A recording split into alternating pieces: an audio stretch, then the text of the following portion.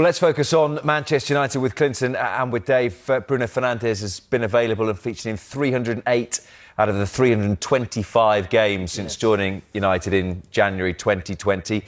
How do they cope without him? I don't think they can cope without him. I think he's a special player. He goes under the radar, Bruno Fernandes. I think he's a top player. I think a lot of people are so critical of him because he throws his arms in the air and stuff like that. But that record you just said there, Rob, testament to himself, how he looks after himself day in, day out, does his proper training, and he's been fortunate enough. But you saw yesterday, as soon as he never really picked up injuries, as soon as he stopped and John McGinn kicked the ball out of play, he still continued though for 5-6 minutes. So I think most Man United fans will be hoping that it's not as bad and maybe it's just a little tweak and he could be back in a couple of weeks, because they are going to need him in this busy period. Because I don't think Mason Mount's a top player, but can he drop into that midfield and do the job Bruno Fernandes? I'm not quite sure of it. So I think it's a huge blow for them. He's the captain, he's the leader, and when they need him sometimes he produces, like last week, the big free kick against Bournemouth. So as I said, fantastic player, and they will miss him. It is a step into the unknown for United at the moment. Over the last 5 years, as an outfield player, only James Tarkowski has played more minutes than Bruno Fernandes. His durability is absolutely astonishing, really, for a player in his position as well, for the ground that he covers, for the way he has lifted up that Manchester United side since he joined the club. So it's a step into the unknown, because these players around him have not had to deal with a situation where they turn around and Bruno Fernandes isn't there. Well, interesting as well that you mentioned when we were talking about January for United that one of the key areas to look at might be a defensive midfielder, and you said, well, how do some of those United midfielders cope without Bruno? Even with him there, someone like Ugarte struggled again yesterday.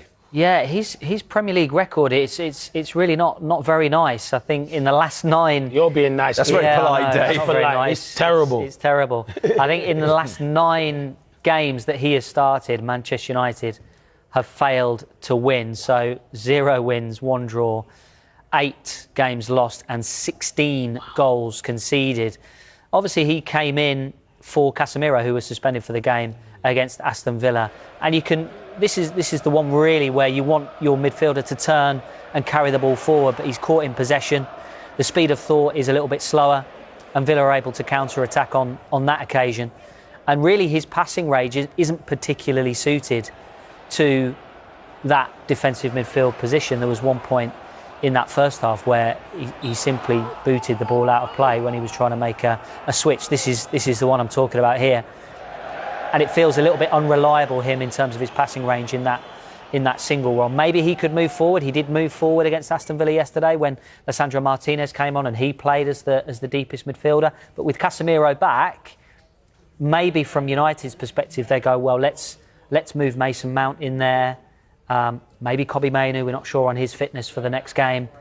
But there's possibilities there for Ruben Amorim to replace Bruno Fernandes. Interesting, you touched on Kobbie Mainoo there, who was absent with injury yesterday. We did see Jack Fletcher and young Shea Lacey come onto the field, but in and around some interesting comments from Ruben Amorim about the academy. He's saying the players sometimes forget about what it means to play for Manchester United. We as a club sometimes forget who we are, and that's the feeling I have. I understand everything is the environment, is the moment of the players, the kids, they feel entitled. Do you think that is aimed in particular at Kobbie Mainoo, or is that a general point from Ruben Amorim? No, I think it's just a general point. I think, and 2 of the youngsters who are out on loan must have posted stuff on social media as well after it, and then soon deleted it and stuff like that. Listen, he probably gets asked questions upon questions about using some of the youngsters from the academy and develop and coming through. And I do believe more football clubs should be looking at their youngsters. But only if they're good enough. And I think not that's only the if point. they're good enough. They shouldn't roll into training. No, they shouldn't roll into training expecting that you're going to be in the first team. You have to earn the right at Man United. All them years ago when Sir Alex Ferguson done it, those were top players that earned their right to go into that first team squad. And they all produced and they all were successful and top players without a shadow of doubt. I think more likely it's Kobbie Mainoo. And I don't get the Kobbie Mainoo situation, because a year and a half ago he was starring for England and playing ever so well. Now he can't even get a start, and we're talking no disrespect to Ugarte. And it would have been very interesting to see if Kobbie Mainoo was fit, if he had played him with Bruno Fernandes. I think he deserves an opportunity. If you're not going to play Kobbie Mainoo, when he came on the other day against Wolves, Man United fans were buzzing to see one of their own get on the football pitch. If you're not going to play him, Let him go in January. There'll be a lot of suitors ready to take Kobbie Mainoo. I think he's an But that's not exciting going to young happen player. now that Bruno's injured. Well, of course it's not going to happen. Well, then give him an opportunity. And I don't mean give him an opportunity where you're giving him one game. Give him a run of games. He hasn't played for ages. Give him 6, 7 games in a row and let him show his ability, because I still think he's got huge potential at the moment. But you have to earn the right to get into that Man United team. I agree with what he's saying there with some of the youngsters, but not with Kobbie Mainoo. He deserves to be given more of a chance. So who will fill the void left by Bruno Fernandes when Manchester United next play, which is on Boxing Day? Always a good game, this one, up against Newcastle. Live coverage gets underway 7:30 on Sky Sports. Let's start, though, with the future of the Bournemouth forward, Antoine Semenyo. Dave Reed and Clinton Morrison are still alongside me. What do we know then today, Dave, as to the latest news on this one? Well, what we understand at Sky Sports News is that a decision on Antoine Semenyo's future could be made as soon as today. Not absolutely certain that will happen, but certainly the indication that we have had is that there could well be a decision made on his future today. Manchester City, Manchester United, front of the queue for the player. But it's interesting because of the developments over the weekend with Alexander Isak and his injury. Liverpool also said to be considering their options and a potential move for Antoine Semenyo. They've got a little bit of juggling to do as to whether they decide to go in. The interesting thing is that Semenyo has a release clause which becomes active in January. It's around 60 plus £5 million, which is active for the first half of the month, and then it becomes inactive. It allows Bournemouth then time to bring in another player. And the interesting thing is that release clause drops slightly when we get to the summer transfer window. The thinking is that potentially Bournemouth have a little bit of extra time when it comes to the summer in order to find a replacement. But certainly at the moment, it's on a bit of a knife edge where he might end up come this January window if he does indeed go anywhere. It's a nice set of options for him to have, the sort of options that he has earned with some excellent form this season.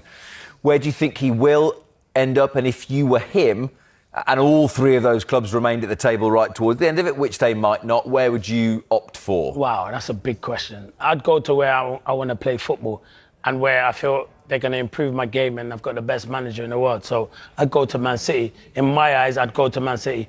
Will Pep Guardiola be there at the end of the season? You've got to weigh up all these options if you're a player signing for Man City. I think he's a tremendous player. I think at the moment Man City have an injury to Doku.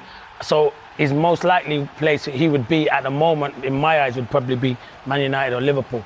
I think Liverpool, he kind of knows Richard Hughes. Richard Hughes used to be at Bournemouth, and obviously will know Semenyo. And I think Liverpool will link to him in the summer. So I'd be surprised if Liverpool didn't come in for him. But they have to see they spent a lot of money in the summer. So obviously they have to see the books and if they can make the deal happen. But I think you'd go to any one of those clubs. They're all top clubs, but obviously Man City are flying and got a chance of winning the Premier League if they're interested in you. But it's whoever pays the money. Man United's a good shout. He'll get into that Man United team. How do Man United, with the system, and there's an interesting piece today about Kobbie Mainoo not getting as many opportunities because how rigid Ruben Amorim is with the team he selects and how he sets them up. Where do you think Man United would use him? It's different because Semenyo, when he plays for Bournemouth, plays as a winger. Yeah. Man United play as 10s. So he will need to adapt his game and be one of the 10. And that's the only way I can see him playing is one of them 10. So if he plays in one of those 10s, it will either be Cunha, I think that pushes up to the number 9, or Mbeumo. It's a decision. It's a hard decision because or Mbeumo. I think Šeško would miss out at this moment in time. And Mount would he? I think Mount can go and play in one of those centre midfield roles. I think Mason Mount's been very good recently. But what you need at Man United is competition for places. You saw the other night against Aston Villa, Bruno Fernandes gets injured. Who else is going to create chances? I do think Mason Mount can play that role, but it's a big call. But I know Ruben Amorim, when they played them recently, spoke before the game how much he admires Semenyo. When a manager comes out and says how much he admires him, I think it's a good signing. And you lot would take him at your ground, wouldn't you? Villa. But I'm not sure Villa have the finances. That's what I'm saying. It's not the finances. Yeah. The priority, I think, certainly from when we speak to Manchester United fans, is you've got to go and get a defensive midfielder in. Yeah, exactly. Someone who can turn, who can play on the half turn and pass the ball forward. That feels like a priority. Then you look at the sheer number of goals that United are conceding right now, and you think, well, can they go and get a centre-back? It feels like they've pumped a lot of money into forward areas. And the thing with Semenyo is, and I'm interested in your thoughts here, Clinton, if Man United ring up Semenyo's agent and say, we'd love to buy him, we think he's great, we've been watching him for a long time, Possibility, though, he's going to play a few games at wing-back. What do you say to that as Antoine Semenyo's agent? No, I don't. It's a difficult one because it's Man United Football Club. So at the end of the day, you go where it's a huge football club. So if a club like that comes in for you, I understand what you're saying, but he's not a wing back. That's not his position. So if you want to sign a player, you play him in the position you think he is, which is a number 10, or he can play as a centre forward. I've seen him do it at Bristol City before, but I think he's better in one of them wide areas. Ruben Amorim's shape might not suit Antoine Semenyo, but Semenyo, when a club like Man United come knocking, you don't turn it down. But if you sign Antoine Semenyo and you play him as a wing back, you're wasting his talent because he's better up the field. We know he can carry the ball up the field, so people will say, oh, he can do a job at wing back, but for me, he's better in one of those 10 rows in that front three. So it's a big one. But do Man City go and sign him? Do Liverpool? Me personally, I look at it and I think Liverpool need him. Man City have got loads of great attacking options. He might not play week in, week out, and he might not do that at Liverpool. But I think at this moment in time, with what's happened to Isak, I think Liverpool might come knocking on the door. But listen, he's been fantastic. It's great to have three of the biggest clubs in world football chasing you. But he deserves it, the young man.